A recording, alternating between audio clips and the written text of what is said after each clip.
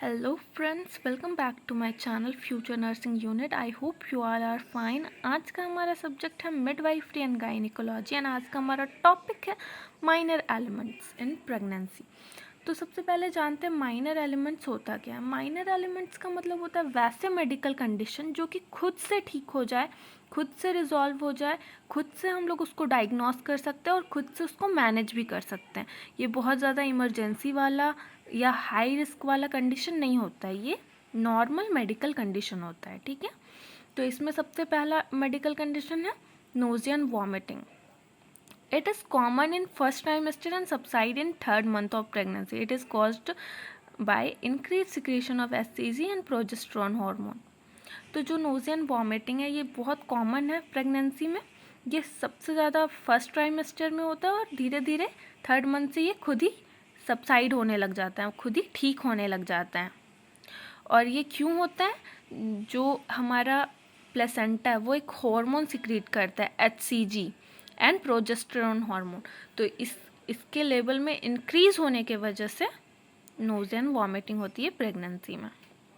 दूसरा minor element है back एक. बैक एक का मतलब होता है कि बैक पेन.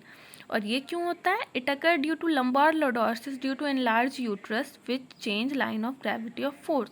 जो बैक एक है वो इसलिए होता है क्योंकि जो लंबार रीजन है हमारा L3 L4 वर्टिब्रल कॉलम जो है उसमें जो L3 L4 L4 L5 है उसमें वो यूट्रस के एनलार्ज होने के वजह से थोड़ा फ्लेक्स हो जाता है, थोड़ा पीछे चला जाता है, जिसके वजह से बैकएक होता है.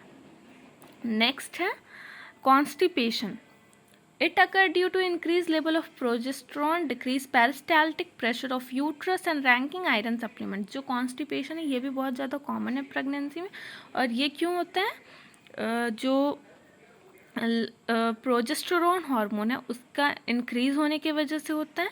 प्लस जो पेरिस्टाल्टिक मूवमेंट है, इंटेस्टाइन में जो मूवमेंट होता है फूड को आगे पास करने का, वो नहीं हो पाता है, वो डिक्रीज हो जाता है. और तीसरा रीज़न है जो मदर प्रेग्नेंट होती है वो आयरन सप्लीमेंट लेती है और आयरन सप्लीमेंट लेने का एक साइड इफ़ेक्ट है वो है कॉन्स्टिपेशन. तो ये तीनों रीज़न से भी कॉन्स्टिपेशन होता है प्रेगनेंसी में. Leg cramps. नेक्स्ट है leg cramps. Occur in second और third trimester due to calcium and phosphorus deficiency, pressure of uterus और नर्व एंड फटीग. तो जो लेग क्रैम्प्स है वो क्यों होता है?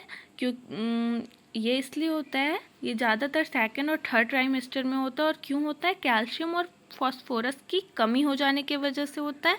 प्लस यूट्रस पे प्रेशर पड़ता है, इसके लिए भी होता है. और इसके वजह से मदर को लेग क्रैम्प्स होते हैं, फटीग होता है. फटीग का मतलब थकावट. नेक्स्ट है हार्ट बर्न. हार्ट बर्न भी बहुत ज़्यादा कॉमन है, कॉमन माइनर एलिमेंट्स है प्रेगनेंसी में.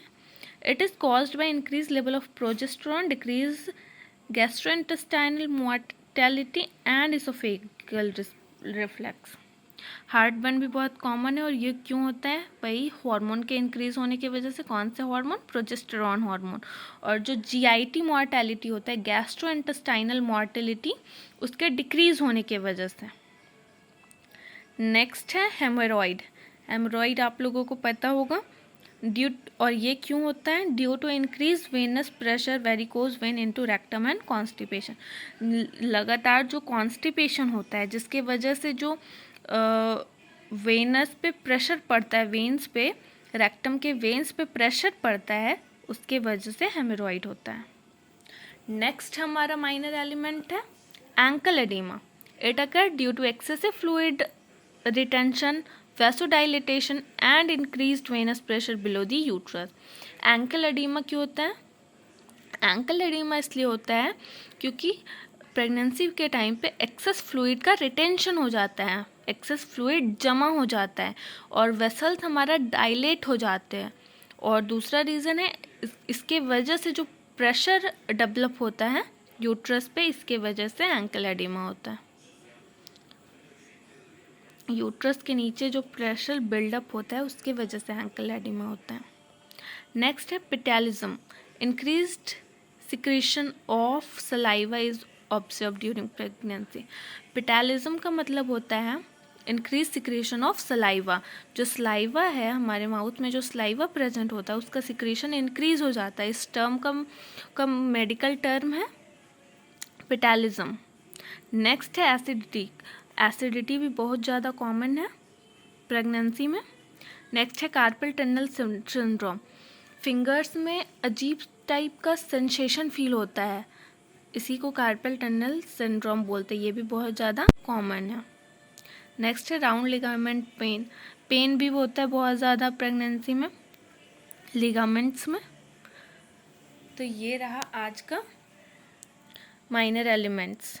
आई होप कि आप लोगों को पसंद आया होगा, और अगर आप लोगों को वीडियो पसंद आई है तो हमारे वीडियो को लाइक करें, चैनल को सब्सक्राइब करें एंड अपने दोस्तों के साथ शेयर करें।